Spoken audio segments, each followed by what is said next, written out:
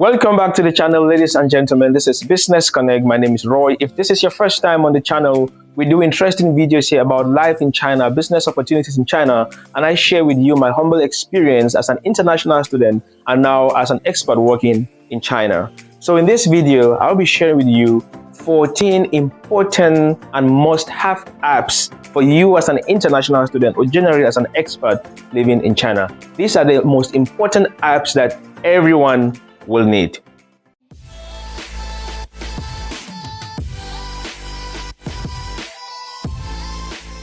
Welcome back. But before we go into the details of this video, I'd like to give you a little tip here. Before you come to China, it's good to upgrade your phone. That is, it depends on the phone you're already using now. But it will be advisable for you to use a Chinese brand phone. Or if not entirely a Chinese brand phone, it will be advisable for you to use a Chinese-made phone. And the phone should have at least 128 GB and at least 8 gigabytes of RAM. Because the temptation is that when you come to China, a lot of things will be used through mobile apps. A lot of things you will need to download. So if you're using a phone that doesn't have enough space, or maybe the RAM is low, you will realize that there are a lot of apps that you won't be able to download because your phone will not have that enough storage space. And even if you download a lot of apps and if your phone doesn't have enough RAM, your phone will always be slow. And this is not the kind of experience that you want, because trust me, once you're in China, everything, or in fact, virtually everything is done online. So you will need to be downloading a lot of apps. But before we go into the video, I just wanted to give you this tip. So we will dive straight into the 14 most important, that is must-have apps that everyone as an international student or as someone living in China should have. So the first and most obvious is WeChat. WeChat is like the most important app that everyone in China must have. It can be used for messaging, it can be used for payments, it can be used for making bookings, train bookings, hotel bookings. In fact, WeChat is like the universal app in China because you can use it for so many other things. The second most important app is Alipay, which is also like an equivalent to WeChat but run by another company. Also on Alipay, you will be able to do bookings, you'll be able to do hotel bookings, you'll be able to hire bikes, you'll be able to order food, and also you'll be able to make online payment. The third and most important, I would like to give 3 of them in this category, but the first one is Taobao. So we have Taobao, we have Tmall, and we have JD. These are all online shopping platforms, but the most important here is Taobao. This is the app that you will use to do your online shopping. Whatever you want to buy in China, you will use Taobao. You just need to search. You can search by writing the name of what you need, or you can search by using a photo. Once you just upload the photo, it will automatically search what you need. And there is a little bonus tip I would like to share with you here. Once you search the name of what you want in English, it will give you prices that are a little bit expensive. But if you translate the name in Chinese before you type it, or before you copy and paste in the Taobao platform, it will give you cheaper rates. This is just a tip here for you. The fourth and most important app is for ordering food, and here I'll also give you 2 options, and the first option is called Meituan and the second option is called Ele.me. Ele.me in Chinese means are you hungry? So you just from the name you know what it means. In China, about 90% of the students don't cook, so they rely mostly on ordering food online. So if you're one of those who will rely mostly on ordering food online, these are the 2 important apps that you cannot deal without. You need Meituan, you need Ele.me. You will register with your Chinese phone number and you can order food, put your location, and the food is brought right to your location, right to your doorsteps. Number 5, maps.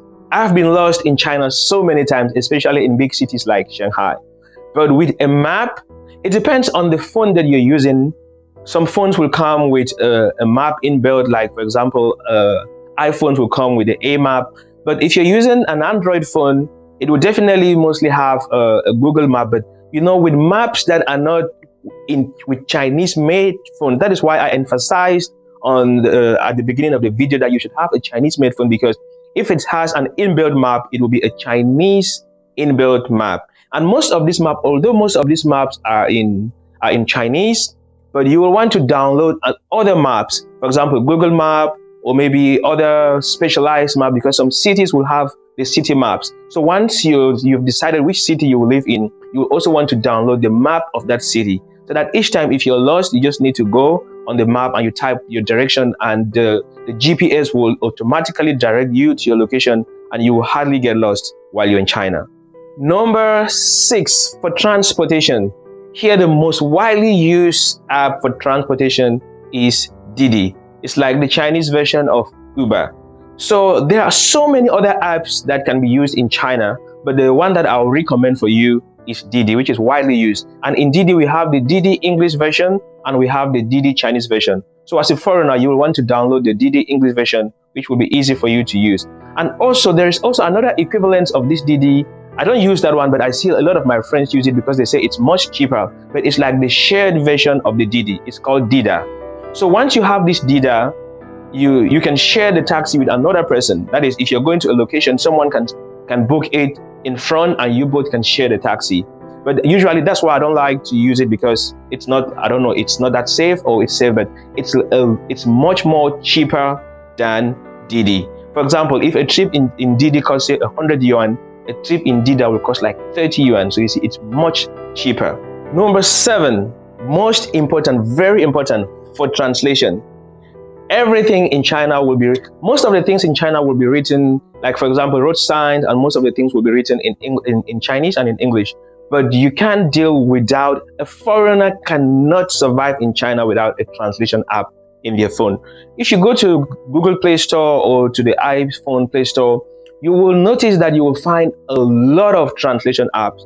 So I cannot really recommend an app for you, or a particular app for you, but just know that you need a translation app. An app that you can screenshot something on your phone and translate it, or you can take a photo of something on the wall and translate it, or maybe you can do a voice translation. You can speak something and it will translate to Chinese or to other languages. But just note that a translator is something that you cannot deal without as a foreigner in China. You definitely need a translator. 8, you need a mobile app for learning Chinese. Here I'll recommend Playco. Playco is an app that will help you learn Chinese online.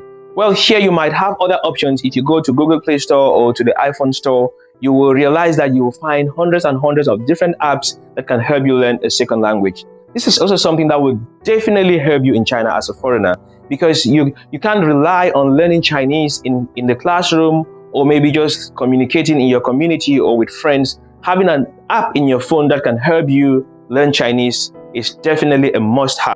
Number 9, for renting apartments. As an international student or as a foreigner in China, if you're not living in a dormitory, or maybe your company had made arrangements for your accommodation, you would definitely need to do this by yourself. And depending on the city in which you live in, there are so many apps that you can use to find apartments. The number 1 that I'll recommend here, especially as a foreigner, is Wealthy. Wealthy is entirely in English, and you will meet consultants that can speak English. Also, there's another app that also has an English version, or English consultants. It's called Zeroom. And with these 2 apps, you will conveniently be able to, depending on your city, find an accommodation or find an apartment, depending on your price, depending on what you need, and so on. So this is also an app that you definitely need in China as a foreigner to help you find a place to stay. The next important app that every foreigner or every international student in China should consider having in their mobile phones is the bike sharing app. You know, the sharing economy is something that is really trending in China. So sharing bikes in China are very common. If you go to different cities, you will find different colors. For example, in Shanghai, you will find the blue bikes, you'll find the orange bikes, you'll find the red bikes. So the different apps, the different bike companies have their different apps. So depending on the city in which you will live in, I don't know which city you'll be living in, but you have to find out from your friends who are already in that city and know which bike app you will need. But definitely you need a bike sharing app in your mobile phone. So definitely, to survive in China as an international student, as a foreigner in China, you need the bike sharing app. The next important app, if you're someone who loves traveling, sightseeing, then bookings.com and trips.com is also a must-have as a foreigner in China. These are apps that will help you book hotels, find trips, and also find leisure events. So you definitely need such an app in your phone as a foreigner. Although some of these other apps, like for example Alipay. With Alipay you can find hotels, you can make booking for trips. Even with WeChat you can book train tickets, you can book bus tickets, you can also book hotels. Most of these apps are multifunction, especially WeChat and Alipay. They are multifunction. Even with the bike sharing, you can also scan the bike sharing using WeChat or Alipay. With finding apartments, even with shopping, like I said, WeChat is also very important because with WeChat you can have multifunction. With WeChat you can make payments, you can book hotels, you can do shopping, you can chat, you can do a lot of things that you can even translate with WeChat. So you see, WeChat is like a universal app. That is why I said it's a must-have for foreigners. And the last but not the least, in Nigeria, they will say the Oga Kwata Kwata of it all, which means that the most important, like the final most important of it all, is the VPN. If you want to stay connected to the rest of the world, if you want to stay connected to your family and loved ones out of China, then definitely you need a VPN installed in your phone, because without the VPN, you cannot access Facebook, you cannot access WeChat, you cannot access WhatsApp, you cannot access any Google app. So you definitely need a VPN installed. Thank you for watching this video this far, ladies and gentlemen. If you like it, give us a thumbs up. And if you have any questions or any concerns about the video, let us know in the comment section below. And if you're not yet subscribed to our channel, what are you waiting for? We do interesting videos like this. We talk about life in China, international students in China, and surviving as an expat in China. I will see you in our next video. Peace out and bye-bye.